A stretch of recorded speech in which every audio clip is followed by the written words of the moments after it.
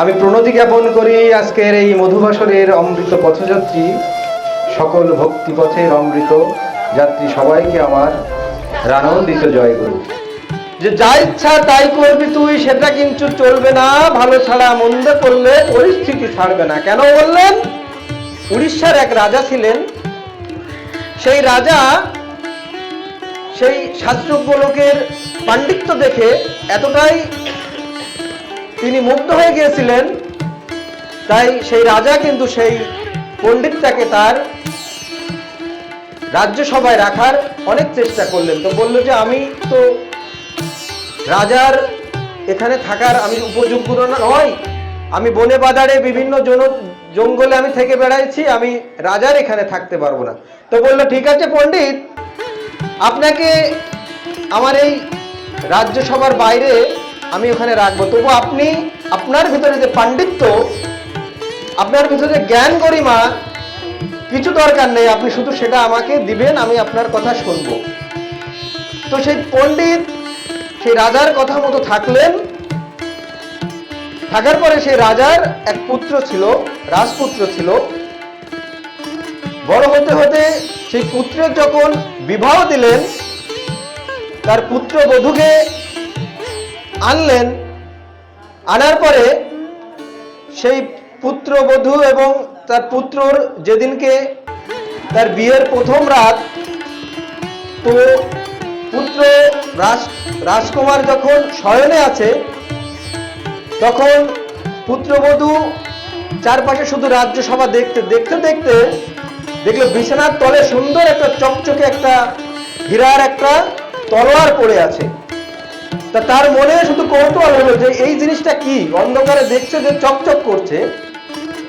তখন যখন ওই পুত্রবধূ সেই তলোয়ারটা বের করতে গেছে, তখন তলোয়ারটা এত ভারী ছিল যে তলোয়ারটা পড়ে নিচেই পড়ে গেল। পড়ে যাওয়ার সাথে সাথে সেই পুত্রবধূ দেখলো যে রাজপুত্রের গলাটা শিরচ্ছেদ হয়ে সেই অস্ত্রের দ্বারাই পড়ে আছে। তখন সেই পুত্রবধূ অর্থাৎ সেই নববধূ কোনো দিশা না পেয়ে ভাবলো যে আমার হাতে রাজার ছেলের মৃত্যু হয়েছে, নিশ্চয় আমার প্রাণদণ্ড যাবে। তিনি করলেন কি, তিনি ভাবছে তাহলে আমার বাঁচার উপায় কি, আমার হাতেই অস্ত্র দিয়ে রাজপুত্রের প্রাণ হরণ হয়েছে। তখন সেই পুত্রবধূ জানালা দিয়ে দেখলো বাইরে এক সন্ন্যাসী তিনি বসে আছেন।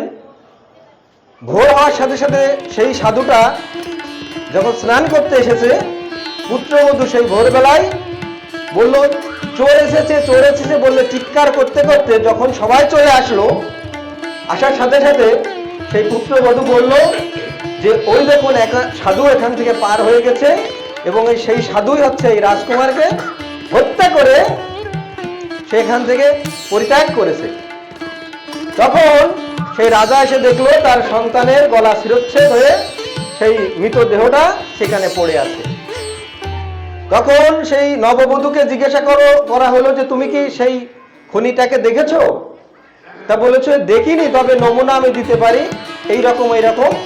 তো তার সাথে মিলিয়ে দেখলো সেই সন্ন্যাস অর্থাৎ সেই পণ্ডিত, সেই পণ্ডিতের সাথে সেই নববধূর কথা মিলে গেল। তখন যথারীতি সেই রাজা সেই পণ্ডিতটাকে ডাকলো। ডাকার পরে নববধূর কাছে বললো কি এই ছিল সেই? তা বললো হ্যাঁ ইনিই সেই ছিল। তখন নববধূ তো আর মিথ্যে কথা বলতে পারে না, কিন্তু রাজা সে কিন্তু বিশ্বাস করতে চাচ্ছে না যে সে তার ভিতরে এত পণ্ডিত, সে এত বিশ্বস্ত, আমার কাছে অনেক বছর ধরে রয়েছে, সে কাজ করতে পারে না। এখন নববধূকে বাঁচতে গেলে তার তো এই দোষটা আরেকজনের ঘাড়ে তো দিতে হবে। তখন সেই রাজাকে বিশ্বাস করালেন যে না, সেই পণ্ডিতই ওই রাজপুত্রকে হত্যা করেছে। কিন্তু প্রকৃত অর্থে সেই সাধুটা অত্যন্ত ভালো ছিল, কিন্তু তার বিচার হওয়ার ফলে রাজা বলল ঠিক আছে, প্রমাণ যখন হয়েছে শাস্তি তো তার দিতেই হবে, সে যখন অন্যায় করেছে তাহলে কি করতে হবে, ওই সাধুর 2 হাত কেটে দিতে হবে। তো যথারীতি সেই রাজা সেই সাধুর দুটো হস্ত কর্তন করলেন। করার পরেও কিন্তু সেই সাধু সেই গৃহেই কিন্তু থাকতে লাগলো। অনেক বছর পর যাওয়ার পরে সে ভাবলো যে আমি তো কোনো অন্যায় করিনি। তখন পাশের রাজ্যে অনেক বড় একজন জ্যোতিষী ছিল, তিনি ছিলেন একজন জাতিস্বর বলা যায়, তিনি পূর্বজন্মের ঘটনা সব বলে দিতে পারতেন, এত বড় সে জ্যোতিষী। তো তিনি সেই সাধু সেই গেলেন জ্যোতিষীর কাছে। শুধু বাইরের থেকে তিনি ভিতর থেকে বাইরে আসার সাথে সাথে তার ব্যবহারটা এত রুটো ছিল যে সেই সাধু সেই জ্যোতিষীর সহধর্মিনীর কথা শুনে অবাক হয়ে গেল যে সে একজন এত বড় একজন জ্যোতিষী, অথচ তার সহধর্মিনীর ব্যবহারটা এমন হবে কেন।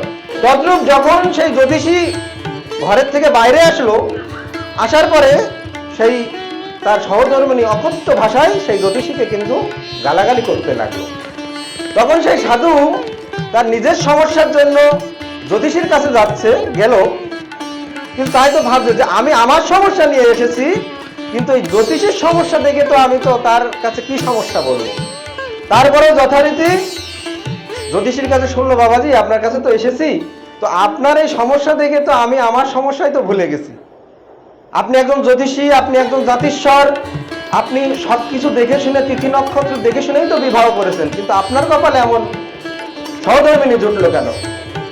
তখন সেই সাধুকে বলল জ্যোতিষী যে বাবা এটা আমার প্রাপ্য, এটা আমার পূর্ব জন্মের কর্মফল, আমার কর্মফল, আমার কর্মফলটা শুনবে। তা বললো হ্যাঁ।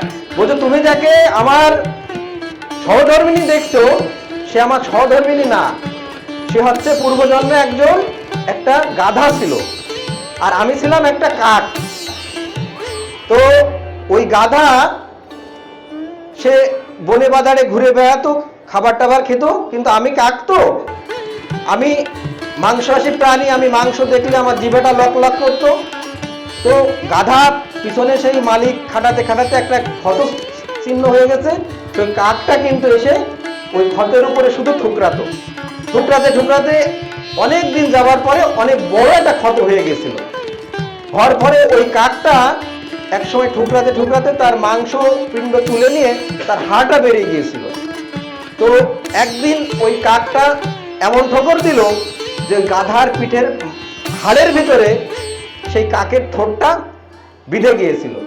এখন যখন হাড়ের ভিতরে কোনো কিছু বিঁধে যায় তখন তো যন্ত্রণার শেষ নেই। তখন ওই গাধাটা করবে কি, সেই কাকটা সেই হাড়ের ভিতরে যখন বিদ্ধ অবস্থায় আছে, তখন ওই গাধাটা কোনো দিক খুঁজে না পেয়ে সে আস্তে আস্তে জলের ভিতরে চলে গেল। যে জলের ভিতরে গেলে জল দেখলে তো কাক উড়ে চলে যাবে, কিন্তু কাকের তো ঠোঁট বিধানো। জলের ভিতরে যখন গিয়েছে তখন গভীর জলে যেতে যেতে সেই গাধাটাও ডুবে গেল, সেই কাকটাও ডুবে গেল, যার পরে দুইজনেরই মৃত্যু হলো। হওয়ার ফলে পরবর্তী জন্মে সেই কাকটা হলো ওই জ্যোতিষী আর গাধাটা হলো সহধর্মিনী। তা বলছে পূর্ব জন্মে আমি শুধু তার ঠুকরাইছি, আর এই জন্মে আমার সহধর্মিনী তার ঠোঁট দিয়ে জিহ্বা দিয়ে শুধু আমাকে ঠোকরাচ্ছে। তাহলে দেখুন কর্মফল কিন্তু আপনাকে ভোগ করতে হবে। তখন বলছে ঠিক আছে বাবাজি আপনার কথা তো শুনলাম, কিন্তু আমি সাধু, আমি তো জীবনে কখনো অন্যায় করিনি, তাহলে আমার মিথ্যা অপরাধে কেন আমার দুই হস্ত কাটা গেল। তা বললে শুনবে তোমার কথা, পূর্বজন্মে তুমিও একজন সাধু ছিলে, একজন বড় ব্রাহ্মণ ছিলেন, কিন্তু তুমি কখনো কোনোদিন মিথ্যে কথা বলনি। কিন্তু তোমার পাশ দিয়ে যখন একটা পশু চলে যাচ্ছে, সেই পশুটাকে শিকার করার জন্য একজন শিকারী পিছন পিছন দৌড়চ্ছে, তখন তোমার কাছে সেই শিকারী জিজ্ঞাসা করলো যে এই দিক দিয়ে কোনো পশু গিয়েছে। তো তুমি তো মিথ্যা কথা মুখ দিয়ে বলো না, তুমি ইশারা করে বলেছিলে হ্যাঁ এই দিক দিয়ে গিয়েছে, হাত দিয়ে তুমি ইশারা করেছিলে। তাই তুমি ইশারা করার পরে ওই শিকারী ওই পশুটাকে খুঁজে পেয়েছিল, পরে ওই শিকারী ওই পশুটাকে বধ করেছিল, যে কারণে তুমি দেখিয়ে দিয়েছিলে পূর্বে জন্মে, তাই এই জন্মে তোমার দুই হস্ত কাটা গিয়েছিল। আর যে শিকারী সে ছিল রাজার ছেলে, তার মস্তক ছিন্ন হয়েছিল, আর ওই পশুটা ছিল ওই বাড়ির গৃহবধূ, মানে রাজার গৃহবধূ, বলছে পূর্ব জন্মের কর্মফল তোমাকে ভোগ করতেই হবে। তাই আমার ঠাকুরও কিন্তু সেই কথাটাই বললেন, যা ইচ্ছা তাই করবি তুই, সেটা কিন্তু চলবে না, ভালো ছাড়া মন্দ করলে পরিস্থিতি ছাড়বে না।